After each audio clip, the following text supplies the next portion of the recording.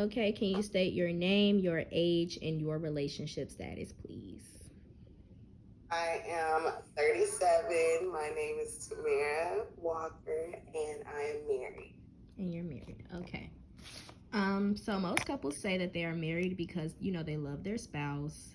But how would you define love? What is your definition of love? I define love as caring for someone just as much as you care for yourself and wanting to see them happy and, succeed just as much as you want yourself. Mm-hmm. Um, Also willing to sacrifice and understand that there may be hard times and stuff, but still wanting to work through it with others. That's a good answer. Um,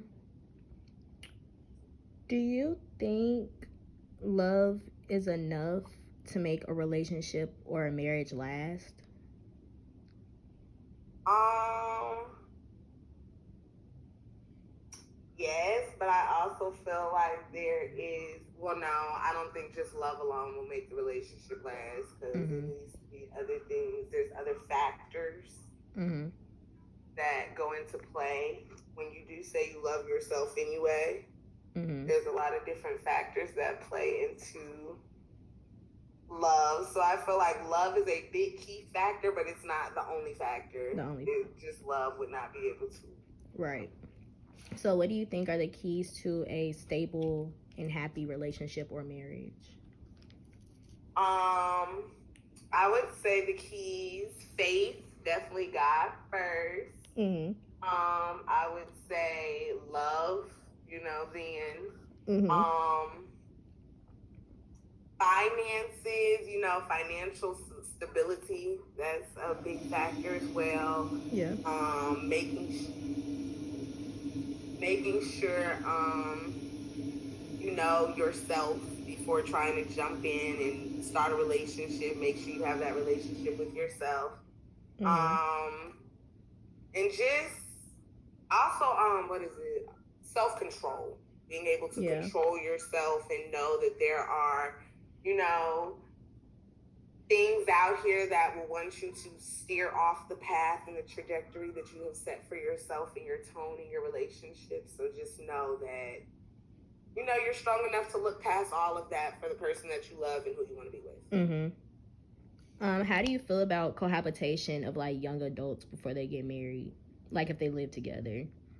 I really feel like to each its own, whatever really works for you. I don't really agree with my parents' theory of move in once you get married because I feel like you don't really know the person during that time of cohabitating. You are getting to know them more, so it's not a shocker after you get married and you're like, oh wow, this has been going on the whole time and I missed it. Right.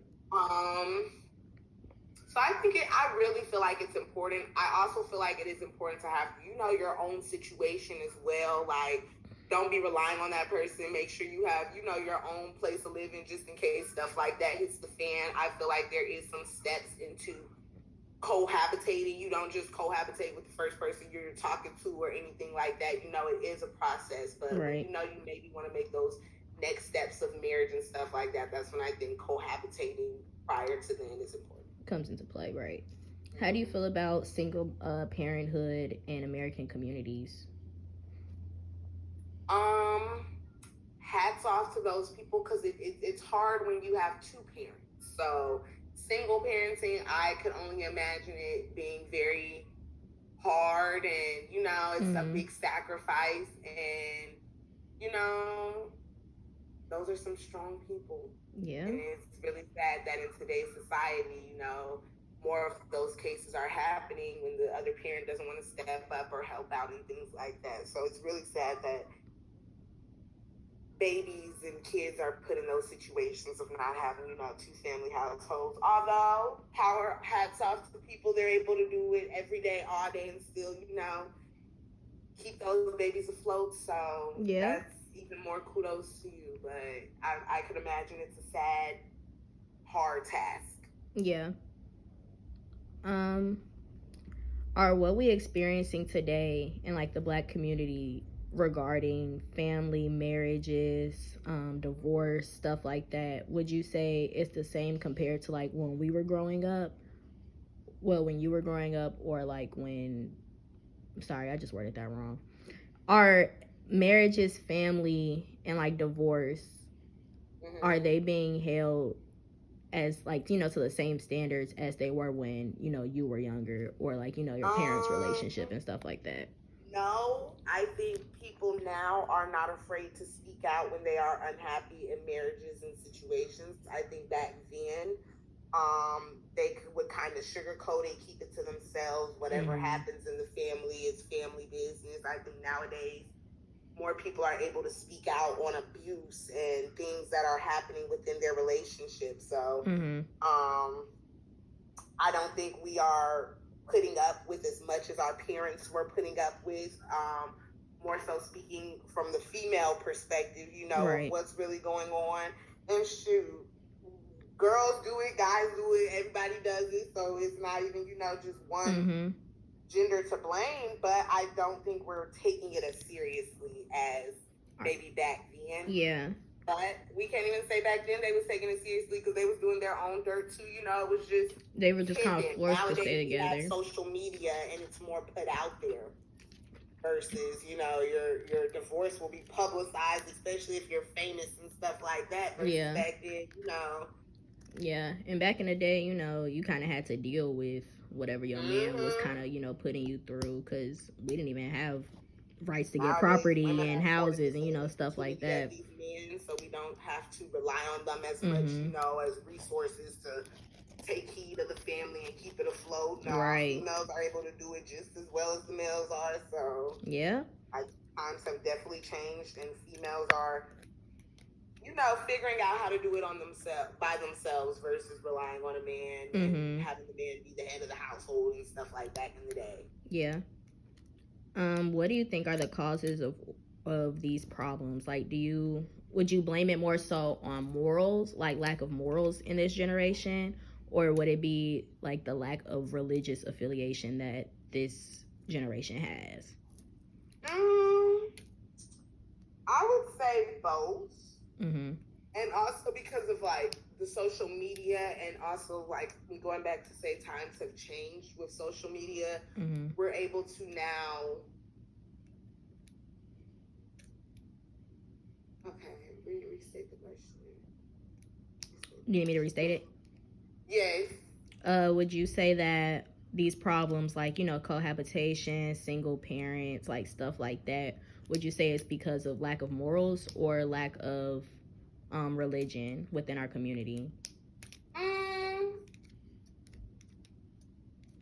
would say both. If you are a religious person, you know, it could tap into like your religious side as far as you know, sex before marriage and living with someone before marriage, stuff like that.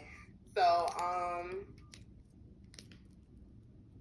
I would say it's really, social media plays a big role too. Things are publicized more, so now we see more and have more access, you know, to people's lives. Yeah. And so he's doing it, so I want to do it, or she's doing it, or it looks like it's a fun time, you know, or glamorizing certain things.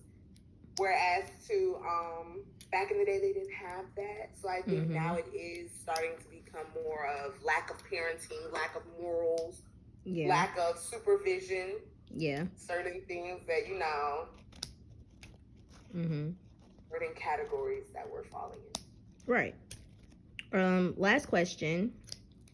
You know, as African Americans, there are always obstacles for us to face. However, what do you think should be done by us, like the African American community, to solve some of the problems around like creating stable families and marriages and, you know, relationships in our community? Like, what's something we could do personally to ensure like our lineage is continued?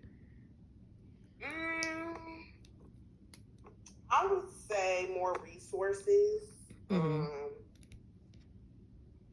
for people that didn't grow up in two-parent households and stuff, they might not understand what that looks like, or Yeah. how that is modeled. So people who want that extra resource or need that helping hand on how to be a better parent and break generational curses, I believe things like that should be like relationship counseling. I feel like that should be free. Marriage counseling, parenting advice, different things like that. Those resources should, not cost, because if it costs, I'm really not gonna want to do it or feel inclined, to go and get help and seek services, when they aren't free. So I feel like schools should offer marriage counseling and stuff for parents, or people that are co-parenting, ways that we can talk to each other, ways we can help the kid, just different, more free resources. Yeah. Nowadays, we don't have those. Everything costs. To talk to a relationship counselor, it costs. So we might as well break up, or try to ask social media for advice. Or, we don't have anyone to talk to. That's why people on live talk about their baby daddies and, stuff like that. Yeah. When you could go talk to a real life therapist, person and get help. We can't help you. But, okay, thank you. That was all of my questions for my interview. Hold on.